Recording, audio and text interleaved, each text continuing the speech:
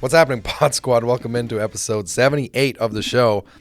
Solo today. I've got some questions that have popped in. I think these were all from YouTube. Yeah. I really wanted Matt to be on camera and read these out. You just weren't feeling it today. I was also really hoping, because I'm losing my voice, Matt. So now I have to carry the full weight of this program. The full weight of episode 78 is on my lungs. No, I probably don't. Allergy season, guys. Holy cow! Like, it just completely wrecked my voice. But I think I have enough in me for these 11 questions. We'll keep it to a couple minutes per question, and hopefully one of these questions helps you out. So, thanks to all these people and for you guys for submitting these questions, putting them on the YouTube, emailing them in. We appreciate it. Let's go. 3 weeks ago from Garrett. Oh, I shouldn't even try and pronounce these. This is probably, well, you're laughing. I haven't seen them, but you're laughing because they're probably, whatever. Garrett Sarkinen, 747, like the jet. Nice. What kind of primer do you use for old asphalt applications? What kind of primer do you use for old asphalt applications? We don't. Next question. No, for real. Like, if you're just striping, like, don't get me wrong. Like, if you're on old pavement, like 20, 25, 30 years old, you're going to see pavement, like, when it's brand new, it's all, like, fresh blacktop. Everything's tightly sealed. Beautiful surface to paint on. It's clean. There's no gaps. There's no voids. But over time, right, what happens with oxidization, easy for me to say, weather, UV, traffic, snow where we are, is that nice smooth surface eventually wears down. And now you've got, like, you can basically see the rocks, right, in pavement, the aggregate.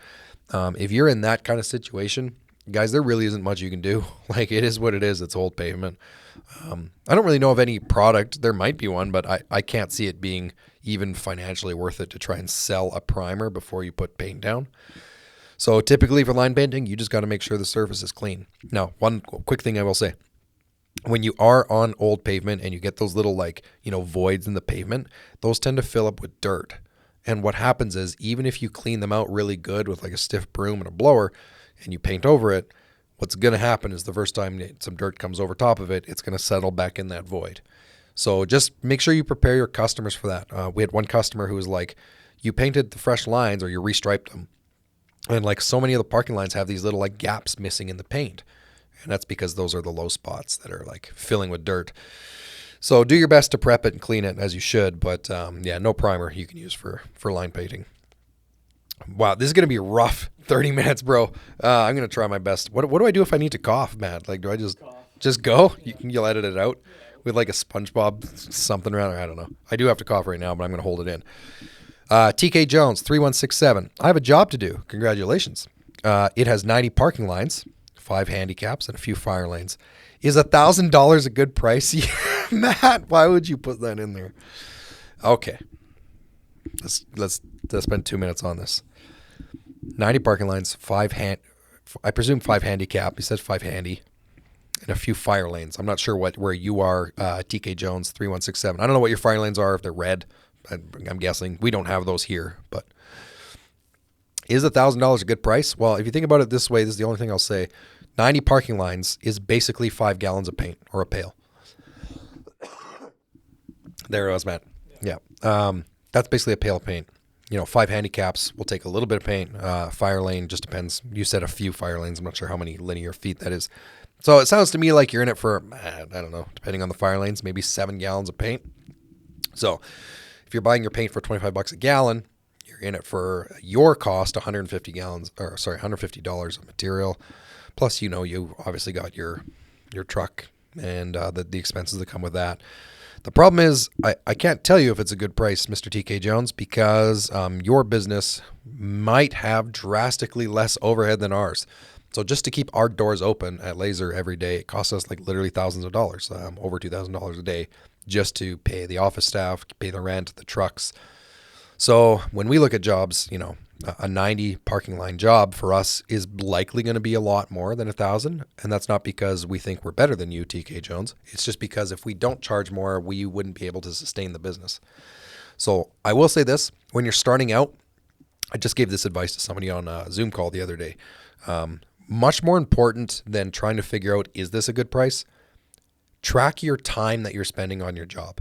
And the reason why I say that is I'm rooting for you, TK Jones. If you get this job, go bang it out, make it look good. But track your time. Like, how much time did this take TK Jones to do this job? And the reason why I encourage you to do that is don't worry so much about the price. You're going to make money regardless, because if you're just starting out, you're going to make money.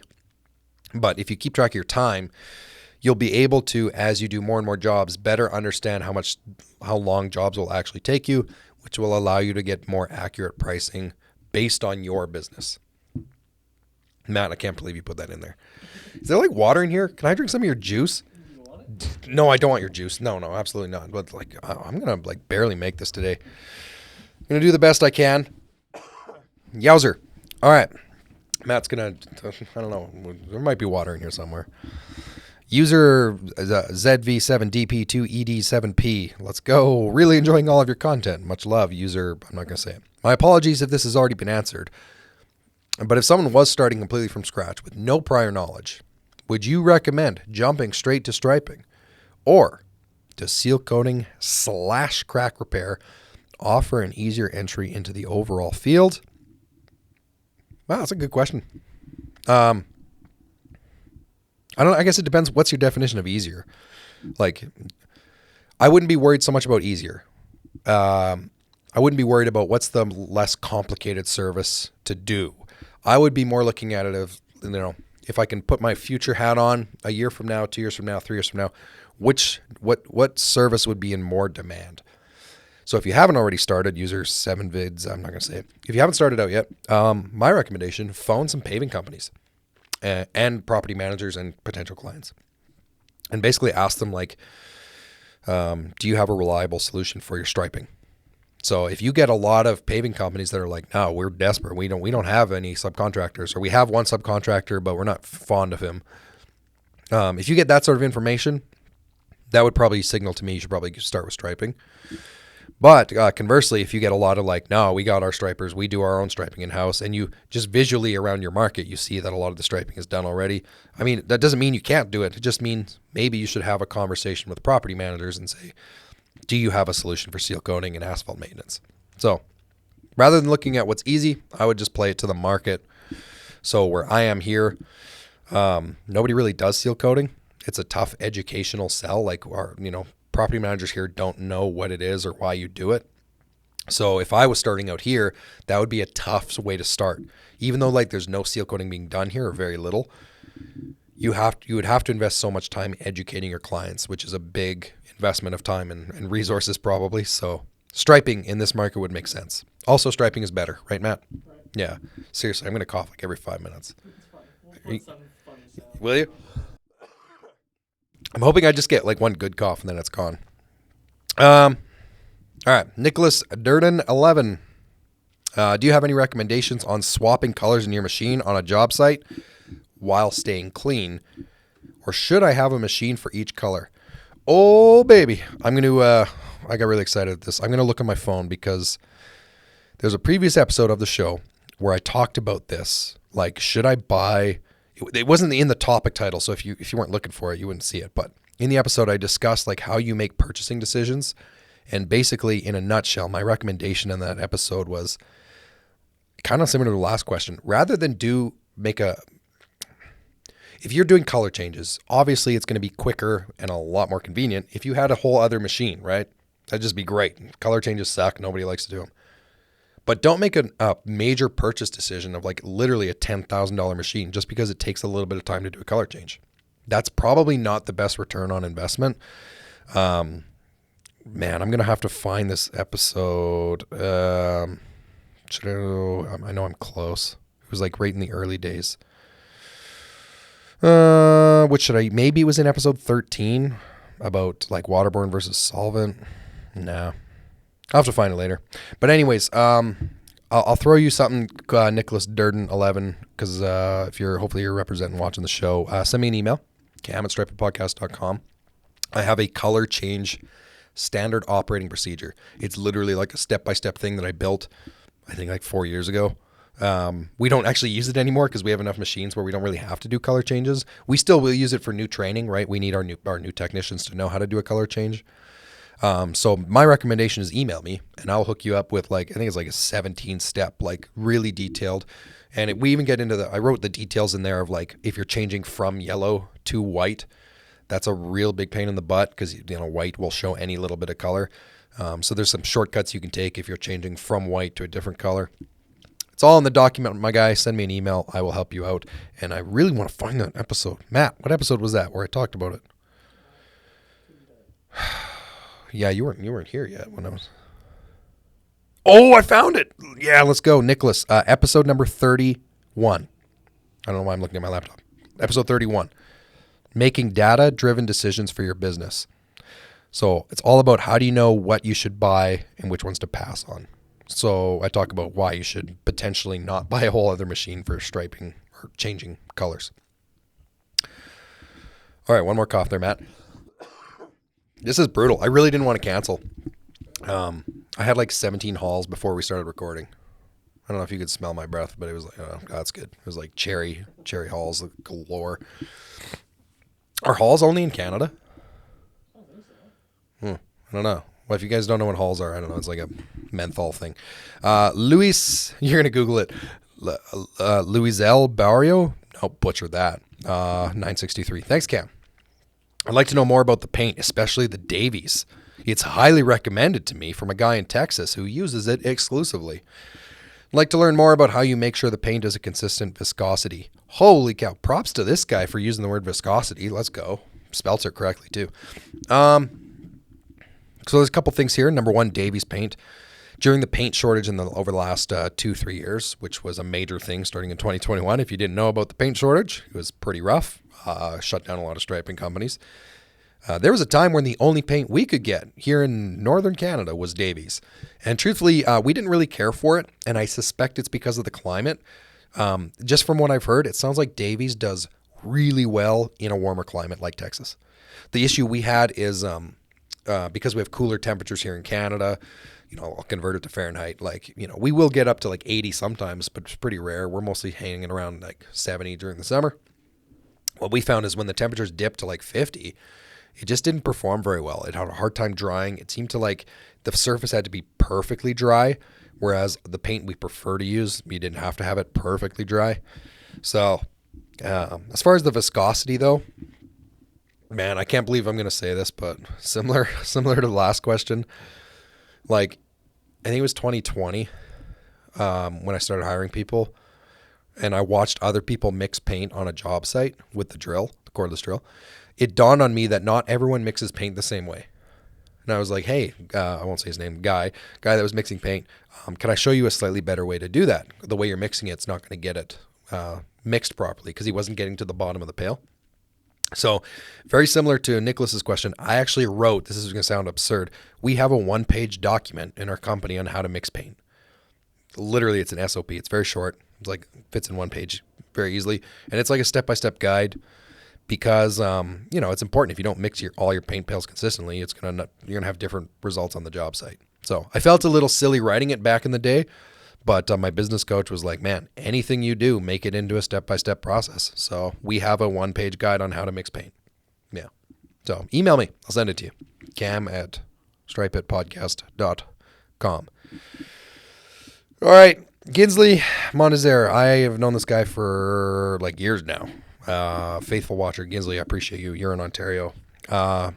He says, Set Fast TM 5626. Interesting. It is interesting. It's like one of the best paints ever, bro. Never heard or used of that one. Had to look it up. It's a mix of acrylics and solvent-based. Man, you did your homework. Cool. How do you store the leftover? Put it in the fridge and microwave it the next day. No, I'm joking. I think what you mean, Ginsley, is like if you open up a pail, like a fiver of solvent paint, how do you store it?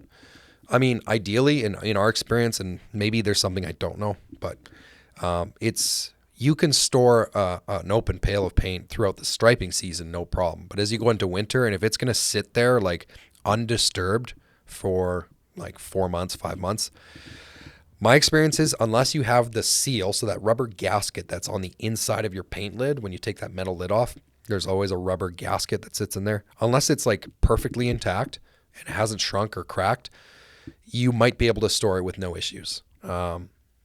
if you know what you can do is look for other paint lids you have that has a perfectly intact seal. Carefully like pry it out with like a pick or something. Don't break it. Put that in or use that paint lid instead. As long as that seal's intact, you should be okay. But if you want the real gangster move is if you have to store paint at the end of the year, obviously it would make sense to condense as many of the open pails as you can. So if you have 3 pails of Set Fast paint, try and condense them into one, preferably. And then add like, I'm visualizing, how much is this? It's like half an inch, man. I don't know. But add a little bit of the solvent on top of that paint. And so what that's going to do is you're going to add a little bit. It's just going to sit on top. It's not going to settle in. Then you put your lid on. That should help keep it fresh too. Cool little trick. Also, if you guys ever get the 15-gallon paint hoppers, those Graco things that are awesome, same thing. After you pour in 3 pails of paint, add like a 1/4 inch thickness of xylene or acetone on top of there. What that's going to do, it's actually going to swish around the hopper and keep the hopper clean. So, pro tip. Okay, next one, Pab 6069. Can you please send me a link for the free sample cam? Can you please send me a link for the free sample cam? So I don't come as a sample. I believe that's what you're asking for. I can't give you a sample cam. Is he talking about Mighty Line? Oh, Mighty Line, bro, absolutely. Send you. All right. Well, let's do a proper ad read for Mighty Line. Mighty Line tape is an industrial floor. I'm just joking. No, but for real though, we will plug them right now because they are a sponsor of the show. The team there is incredible. The absolutely phenomenal product. Very good solution for in industrial interior applications. Goes on easy to apply. You just have to make sure the surface is clean. And their catalog that they have tons of cool products. It's not just yellow tape. Like they have like anti-slip resistant. They have tape rated for cold temperatures, like in freezer applications, floor decals. They got the works. So because they sponsor this show, shout out Mighty Line. They will give out a free sample kit. Pab 6069. You're in luck. Get it soon because it won't be there forever. So you go to mightylinetape.com/stripe it. mightylinetape.com/stripe it. From there, you just have to fill out a simple form with like your address and your business info, all that good stuff, and they will send you a box, literally a box with like, I think they got like 10 different products in there. It is a fantastic sample kit, and it's a great way to like take their samples and actually go show it to your customers. Like say, hey, you know how like your interior striping fails every 6 months and it's really annoying because it's on concrete? I wanted to show you this, and you can actually bring them a sample of Mighty Line tape. Great stuff. mightylinetape.com/stripe it. Well-placed question in the middle there. Nice job, man. Nice job. I don't want to mispronounce this. What is this? Ricky Kadar, 3220. Is striping a good way to make a full-time income? Or is it just a side hustle? Oh, Ricky. My man. Here's the best part. It's both. Like, I know people who have successfully executed both. Most people will go full-time, Ricky. So that's the first thing you should think about is like most people who start striping part-time like I did, they end up going full-time. So that should tell you kind of what the market is like. You know, I've talked about this before on the show a lot too, is like, especially in the United States, there's so much money being invested into construction and infrastructure. The numbers of new construction is expected to like really go up, which means all of the trades will benefit from that, including striping. As more stuff gets built, that means we need more stuff when it's built and also more striping companies to maintain it. I think it is a fantastic way to make a full-time income. Not a huge investment up front. Relatively easy skill to learn. Like, yes, there's a lot of experience you'll get. Even now, if I go striping now, I'll still learn stuff. But the other side of that is there was a guy who took the very first Stripe It Academy that I did way back in 2021. He's my dude. He's in New Jersey. He is a full-time civil engineer. So probably making 6 figures in that job. He still to this day has kept his striping company part-time, and he does unbelievable with it. Like, he only pursues the high margin jobs. He doesn't do like the cheap out gas stations or the McDonald's or anything like that. He just does the premium jobs. He only needs to do like 15, 20 jobs a year, and he makes incredible money doing it. So, Ricky, either way is good. I have talked a lot about my experience jumping to full-time on this show. If you go back to the way back episodes of like episode 1 and 2, I'll tell you how that all went down. But I'm rooting for you. It's a great way to go.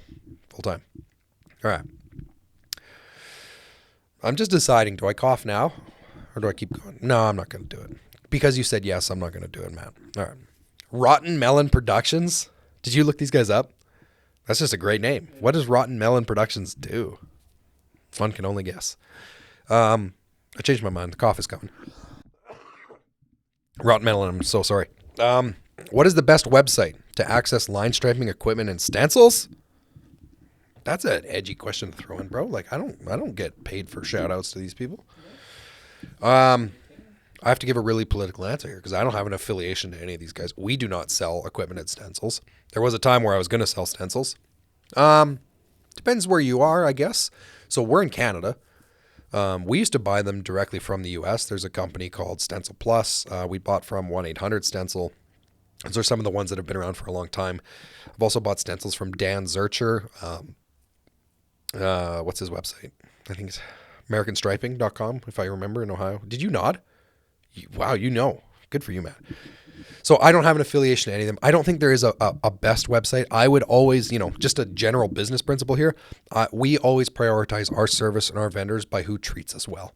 So like if somebody gives us really good service and, the pricing is reasonable and if there is that's the biggest thing, man. If you ever have a problem, you want to deal with a company that's going to actually help you because no company is perfect. And even in buying equipment and stencils, you're going to have an issue from time to time. So make sure you're dealing with a company that is going to look after you from a customer service standpoint.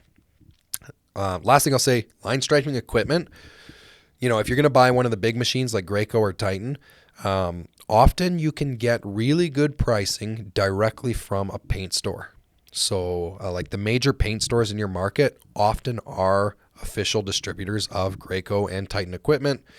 So make sure you go talk to them. Ask them if you could purchase equipment on a hard equipment account, which basically means you can make it in 4 payments with no interest. So there's lots of options out there. That's the best politically correct answer I could get. Rotten Melon, thank you. I hope your melons are not actually rotten, or maybe you want them to be. I don't know. Junior Cooper, 4537. I'm getting started and... oh, no. He spelled striping wrong. He said he's stripping. I have a funny feeling, Junior, you meant striping. Okay, you're going to be striping here in Clovis, California. No clue where that is. No clue. Do you have a use Friday machine that I can buy from you? You dirtbag. What? This is not a podcast question. Like, no offense, Junior. I'm happy to answer the question. Please let you know. All right. I will let you know now. I do not have a used machine for sale. Matt, what am I? It is funny. I just don't know. Clovis, I have no great insight. And the only reason is because I'm not in California, so I don't know what you guys do there for buying used equipment. I do know that your beautiful state is banning, brand new gas equipment soon. So just keep that in mind. You have to buy some battery powered stripers. Yeah, I got nothing. I mean, Facebook groups, maybe go on the Facebook groups and say exactly what you just said. Like the problem is, Junior, like if you're going to drive all the way up to me, that's like a 30-hour drive. So unless you want to come see Canada, I'll tell you what, Clovis, Junior, I'll make you a deal. If you reach out to me and you're like, I will come up to Prince George, British Columbia, Canada, I will sell you a machine. 100%. It's on record. Right. Matt, got a witness? Well, obviously we're recording it. If you DM me and you're like, bro, I will come up to Canada, it's on. I'll sell you a machine and give you a good price. Man, what time? What are we for time? I'm on the last question already. 24 minutes. Oh, that's good. Okay, I wanted half an hour just so I could, still have some vocal cords left. Last question, Maroof Berry, 8679, probably butchered that. Hey, I'm leaning towards buying a Titan 3500. Looks like a cool machine. I haven't actually striped with it, but I did put my hands on it in Charlotte. Looks good. My first project is a 400,000 square foot concrete parking lot. What are my thoughts? Well, my thoughts are like, bro, you booked a 400 square foot parking lot and like you're just getting started, props to you. You're a sales guy. Let's go. Go for it. I don't know that machine super well. I'm not quite sure what you mean. Like it sounds like you might be concerned if that's a good machine. Yeah, it'll be a great machine, honestly. Like, I've talked about this many times. We buy Graco because of the technology advantage. They put a lot more technology into it. Gross. Sorry. We put a lot. Yeah, the Graco puts a lot of auto layout technology and digital reporting, just cool stuff. But the actual Titan 3500, kind of, I had one of the Titan guys on the podcast like in 2022 with Chad Jung, and he's pretty candid on the show. He's like, look, we don't make machines for like the technology advantage. We make them to be as easy as possible to work on. Like they're like simple pumps. You don't have to repack them. So the low maintenance, very reliable. That's kind of what they go for as well, especially if you don't have to, perform regular maintenance on them from the pump perspective. And they're just a more simple machine. So not a bad place to start, in my opinion. I would just say that, if you are intending on doing a lot of like blowing up your company very quickly, or you're going to do a lot of brand new layouts, you might want to consider the technology that Graco has. But honestly, you could start with the Titan as well. Get your feet wet with it. And then if you want that technology later, just go buy another machine or keep your Titan or sell your Titan. But my real thought there is, if you sold a 400,000 square foot concrete parking lot and you don't even like own a machine yet, dude, you're a gangster. Way to go. That takes some stones and courage to do that. I think that's great. That job will pay for your machine. So I'm kind of sad now. Like I have no voice, Matt, but I'm kind of sad. I wanted more questions. I feel like they're over. How's the people? Do you have any questions, Matt? Do I? Yeah. You got nothing?